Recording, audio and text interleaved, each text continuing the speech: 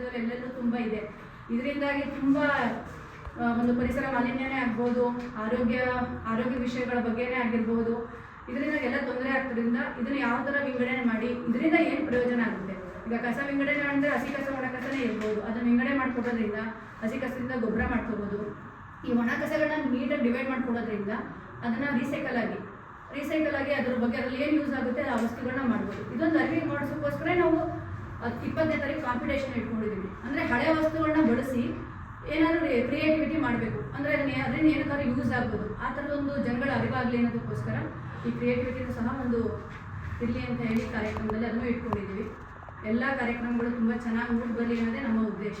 ಇದರಿಂದ ಜನಗಳಿಗೆ ಸ್ವಲ್ಪ ಏನೇ ಆದ ಒಂದು ಅರಿವು ತಿಳ್ಕೋಬೇಕು, ನಾವು ಅದರಿಂದ ಬದಲಾವಣೆ ಹೊಂದಬೇಕು ಅನ್ನೋದಕ್ಕೋಸ್ಕರ ಈ ಉದ್ದೇಶದಿಂದ ಈ ರಾಜ್ಯ ಮಟ್ಟದ ಅಖಿಲ ಕರ್ನಾಟಕ ಜೈನ ಮಹಿಳಾ ಒಕ್ಕೂಟವನ್ನು ನಮ್ಮ ಜೈನರ ಬಿದ್ದಿರುವ ಮಹಾವೀರ ಭವನದಲ್ಲಿ ಆಚರಿಸುತ್ತಿದ್ದೇವೆ.